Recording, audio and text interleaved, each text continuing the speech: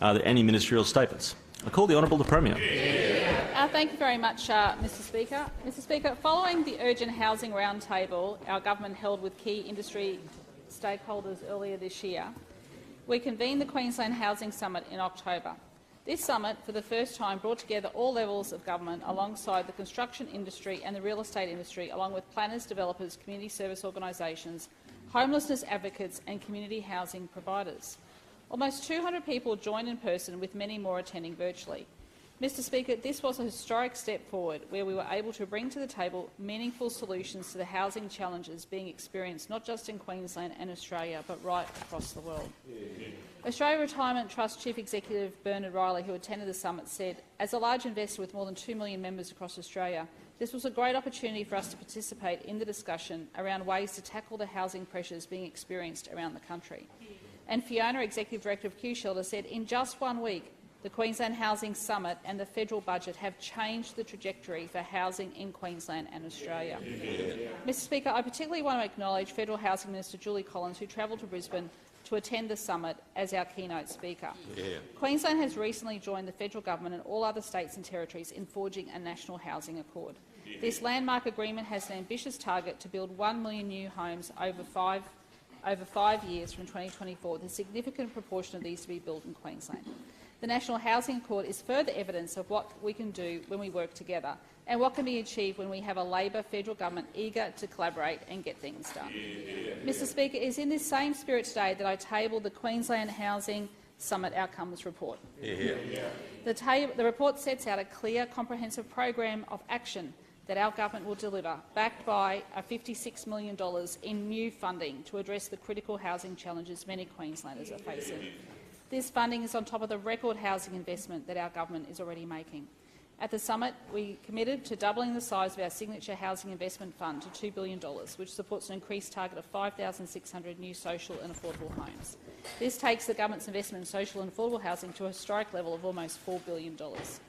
Today I announced additional housing funding of $56 million, backing in over 50 actions in this outcomes report, including $11.7 million to help approximately 2,500 Queenslanders stay in their leases to avoid homelessness, $10 million of targeted loans and grants to people experiencing severe rental stress, a further $10 million to deliver more temporary emergency accommodation with on-site support, and $8.5 million in additional support for after-hours homelessness outreach services in Cairns, in Townsville, on the Sunshine and Gold Coast and in Brisbane. Mr Speaker, a further $5 million of immediate housing support for at-risk families and $3.3 million cost of living relief, including emergency food relief, which will be particularly important over this Christmas period, Mr Speaker. Mr Speaker, to further drive housing supply, the State Development Director-General is currently auditing state-owned land and buildings to identify properties that could be repurposed for social housing or crisis accommodation. This audit is expected to be completed in 3 months, and the government is working with community and faith-based organisations to similarly identify properties that can be used for vulnerable Queenslanders. In this outcomes report, Mr Speaker, my government has committed to strengthening the remit of the Economic Development Queensland to drive new housing supply. Specifically, I want to see Economic Development Queensland have social housing as part of its purpose, just like Urban Land Development Authority that was abolished by the Newman government in 2013. We will implement streamlined planning approvals for housing projects, particularly social and affordable housing, to promote increased housing supply, diversity and affordability. Mr Speaker, recently a local teacher in my electorate reached out about a student in her class whose family was doing it tough and had fallen into homelessness. The community and the Inala Housing Service Centre rallied around this family. A few weeks later, the teacher wrote back to my office to say, "My student shared the news with me that the family had secured a house. They were so excited to have a 4-bedroom house with Mum going to pick up the keys the following day. I contacted Mum and she confirmed the news, and we all cried with relief and appreciation." So, Mr Speaker, I know many people, many members, have exactly the same experiences. And I do want to pay credit as well to our elected officers and for those housing agencies that work together, not just for minutes, but sometimes over days and weeks, for a result for a family, Mr Speaker. People walking through that door are coming to government with, coming to their local members with an issue, and we are trying to solve them to the best of our ability, Mr Speaker. Mr Speaker, I stand by our government's commitment to do what is needed to ensure that every Queenslander can have access to a safe, secure and affordable home. And I want to be clear that there is more work to be done to achieve this, but we are taking this important step forward. Another imminent step will be the opening of our modular homes factory in Eagle Farm, where QBuild is using modern methods of construction to create prefabricated homes. And fingers crossed we'll be able to do this before Christmas. Our government has committed to exploring a prefabricated homes factory in regional Queensland as well. Member for Everton will cease his interjections. Order. Order. Members to my right. Members to my right. Unbelievable. The House will come to order. Minister for Energy, Deputy Premier, Treasurer, I will deal with the member for Everton. Member for Everton was out of the blue, a loud interjection to warn under standing orders. Premier, you have the call. Thank you, Mr Speaker. We are also committed to exploring a prefabricated homes factory in regional Queensland so we can keep building Queensland homes for Queenslanders, Mr Speaker. Mr Speaker, we will continue to work with all levels of government, industry, the private sector, our community housing providers and housing and homelessness community organisations to deliver this responsive and extensive program of work. To oversee the implementation of our Housing and Homelessness Action Plan and the outcomes of this report, a program of almost $4 billion, our government will establish a Housing Delivery Board. This board will advise Cabinet on the health of the housing system and identify further opportunities to turbocharge housing supply and get support to those who need it the most.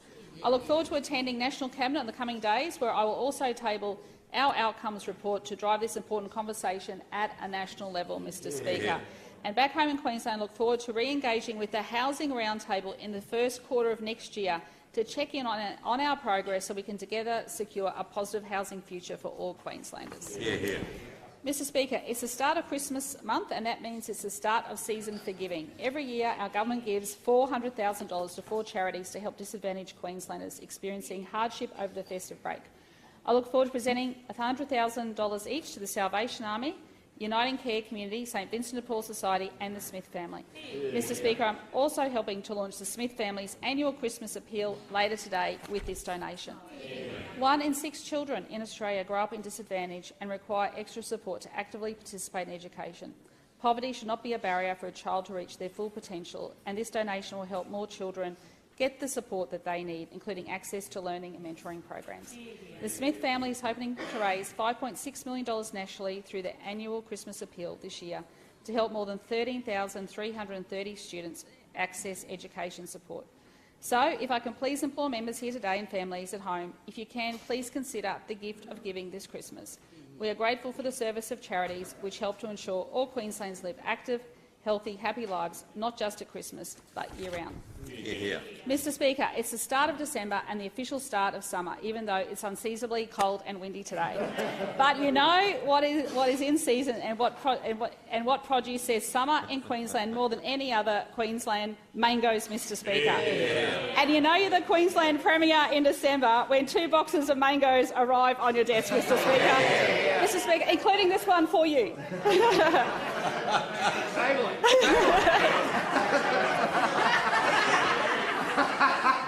It's for you. It's for you. In Bowen, we've got the big mango, and down the road, Mardo's Mangoes is using artificial intelligence technology to scan the fruit for internal defects. How Queensland is that? It's a special week for our mangoes, Mr Speaker. It's the 40th anniversary of the R2E2 mango, the one that I held up, not to be confused with R2D2. It was our scientists at the Department of Agriculture and Fisheries at our... That was for you, Mr Speaker. It was our scientists at the Department of Agriculture and Fisheries at our Bowen Research Facility who in 1982 struck mouth-watering gold crossing a Bowen and Kent mango, creating the R2E2. The breakthroughs meant this now highly popular mango variety is enjoyed around Australia and overseas. R2E2 accounts for up to 70% of all mangoes exported from Australia. Mr Speaker, we back our mango producers, we back our export businesses and we back our agricultural industry because they are the backbone of this great state and provide us with delicious produce like mangoes. It just wouldn't be Christmas without them. I call the Deputy